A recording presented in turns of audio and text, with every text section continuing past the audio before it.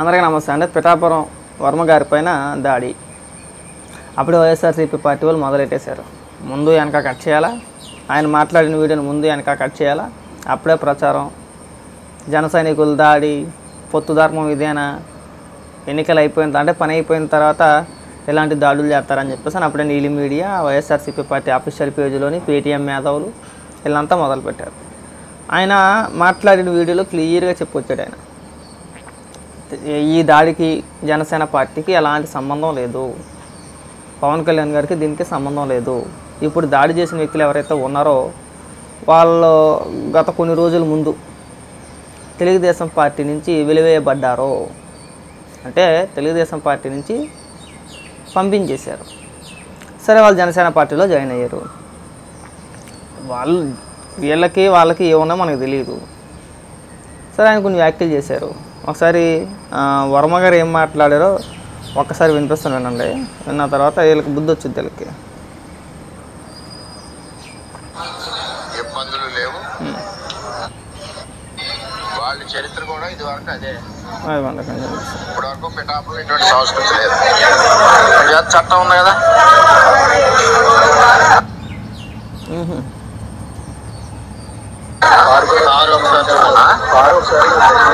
Car కూడా ఒకసారి చూడండి.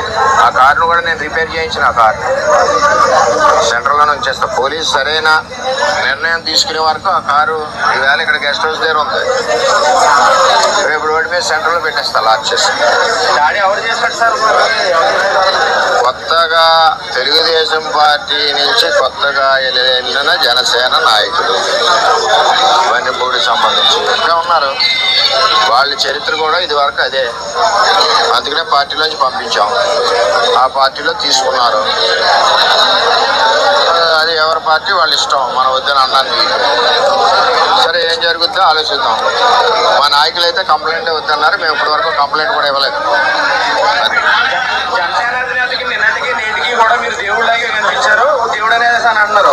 ఇప్పుడు జనసేన నాయకులు కానీ వర్మాల చర్యలపై జనసేన నాయకుడికి కానీ 2009 జనసేన తమ్ముళ్ళకి కానీ మాకు కానీ ఏ విధమైన ఇబ్బందులు గొడవలు లేవు. అంతా కుటుంబంలా ఉన్నాం.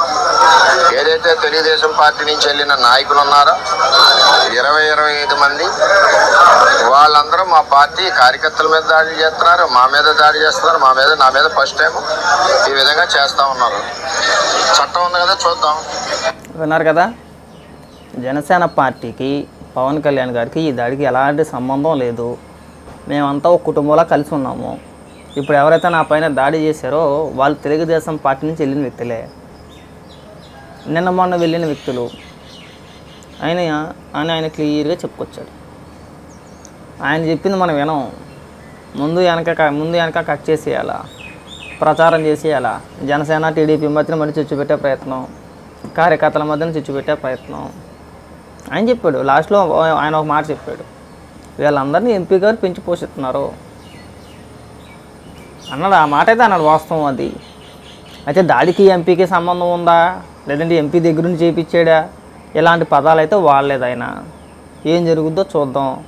మన సగం కట్ చేసేసి ప్రచారం చేస్తే చండాలంగా ఉంటుంది. వైఎస్ఆర్సీపీ పార్టీకి ఇది ఒకటే వచ్చింది, వీళ్ళకి వచ్చింది ఇది ఒకటే. ఏది జరిగినా సరే పూర్తిగా తెలుసుకోరు. పూర్తిగా తెలుసుకుండా సగం కట్ చేసి ప్రచారం చేసేస్తారంటే. ఇంకో డైలాగ్ కొట్టాడు, నేను వినిపిస్తాను ఉన్నాను, వింటే అప్పుడు కానీ బుద్ధిరాదు వీళ్ళకి. కానీ జనసేన నాయకుడికి కానీ 2009 జనసేన తమ్ముళ్ళకి కానీ మాకు కానీ ఏ విధమైన ఇబ్బందులు గొడవలు లేవు. అంతా కుటుంబంలా ఉన్నాం. ఏదైతే తెలుగుదేశం పార్టీ నుంచి వెళ్ళిన నాయకులు ఉన్నారో 25 మంది, వాళ్ళందరూ మా పార్టీ కార్యకర్తల మీద దాడి చేస్తున్నారు, మా మీద దాడి చేస్తున్నారు. నా మీద ఫస్ట్ టైం ఈ విధంగా చేస్తూ ఉన్నారు. అది అర్థమైంది కదా. ఇంక ఈ ప్రచారాలు, ఈ తిప్పడాలు, వీడియోలు తిప్పడాలు, సగం మాట్లాడిన వీడియోలు తిప్పడాలు, ఇలాంటి పనులు ఏమైనా ఉంటే మానేసుకోండి. అది మీకు మంచిది. ఎంతసేపు ఎప్పుడు ఏది జరుగుతుందా. నాకు తెలిసి వాళ్ళు వర్మగారు చెప్పినట్టు కాకుండా నాకు తెలిసి వాళ్ళు వైఎస్ఆర్సీపీ పార్టీకి కోర్టుగా పనిచేసారేమో. అందులో వైసీపీ కార్యకర్తలు కూడా ఉండొచ్చేమో. వాళ్ళే తెలుగుదేశం జెండాలో లేదంటే వైఎస్ఆర్సీపీ పార్టీ జెండాలో మెల్లో వేసుకొని చేసినా చేస్తారు అలాంటి వ్యక్తులే వాళ్ళు. వాళ్ళే డైరెక్ట్గా జనసేన కండువా పార్టీ కండువాలు మెల్ల వేసుకొని చేశారేమో చెప్పలేం కదా. ఎందుకంటే కాకినాడలో ఉన్నది ఎవరో మనకు బాగా తెలుసు. చంద్రశేఖర్ రెడ్డి ఆయన పేరు అది ద్వారపూడి. మనోడు ఓటమిని అంత గుమ్మును అంగీకరించే వ్యక్తి కాదు. ఏమో ఈ జనసేన పార్టీలోకి ఎవరైతే వెళ్ళారో ఈ తెలుగుదేశం పార్టీ నుంచి 25 మంది ఒకవేళ ద్వారంపూడి చంద్రశేఖర్ రెడ్డితో ఏమైనా చేతులు కలిపి ఒకవేళ ఆ విధంగా ఏమైనా దాడి చేయించారేమో తెలియదు కదా. వాస్తవాలు తెలియకుండా మనం పెద్ద పెద్ద మాటలు పెద్ద పెద్ద ప్రచారాలు చేస్తే చాలా చండాలంగా ఉంటుంది. ఉన్న పరుగు పోగొట్టుకోవాలా. అది వైసీపీ నాయకులైనా లేదంటే మేధావులైనా ఇంకొకరైనా పూర్తి వాస్తవాలు తెలుసుకొని మాట్లాడండి. ఒక పక్క ఆయన చెప్తానే ఉన్నాడు పవన్ కళ్యాణ్ గారికి దీనికి ఎలాంటి సంబంధం లేదని. అయినా సరే మరి ఇక్కడ చించేసుకోవాలా. నిన్నటి నుంచి ఇదే ప్రచారం. నిన్నటి నుంచి మీడియాలో కానీ సోషల్ మీడియాలో కానీ ఏమీ జరగల, ఏమి ఇబ్బంది లేదు. జనసేన తెలుగుదేశం బాగానే ఉన్నాయి. వర్మ గారు కూడా బ్రహ్మాండంగా ఉన్నారు. ఎలాంటి ఇబ్బందులు లేవు. ఎవరైతే దాడి చేశారో వర్మ గారి పైన ఎవరైతే దాడి చేశారో వాళ్ళకి బడితిపూజ ఖచ్చితంగా ఉంటుంది. ఘనంగా సన్మానిస్తారు. వాళ్ళకైతే వాళ్ళు ఏమనుకున్నారంటే ముసుగులో వెళ్దాంలే కండువాలు కప్పుకొని దాడి చేస్తే అయిపోద్ది ఎవడు గుర్తుపట్టాడు కదా అనుకున్నారు. వర్మ గారు క్లియర్గా పేర్లతో సహా చెప్పుకొచ్చాడు వాళ్ళది. చూద్దాం. ఈలోపు మనం ఇక్కడ ఆవేశపడిపోయి ముందు వెనక కట్ చేసేసి సగం పోస్టులు వేసేసి మన సునకానందం తప్పితే అక్కడ ఏమీ లేదు. అక్కడ ఏమీ లేదు. ఒక పక్క ఆల్రెడీ అక్కడ చూపిస్తున్నారు. అక్కడ జగన్మోహన్ రెడ్డి బయటకు వచ్చి ఒక్క మాట మాట్లాడిన పోలా. రెచ్చగొట్టేది జగన్మోహన్ రెడ్డి. ఎందుకంటే ఓడిపోయిన ఫ్రస్ట్రేషన్లో రాష్ట్రాన్ని రావణ కష్టం చేసేయాలి, దాడులు చేసేయాలి, కార్యకర్తలను ఉసుకొల్పించేయాలి, ఒక రకమైన హింస సృష్టించాలి. అదే ఆలోచనలో జగన్మోహన్ రెడ్డి ఉన్నాడేమో ఎవడో తెలుసు. వాళ్ళే చూపిస్తున్నారేమో కదా.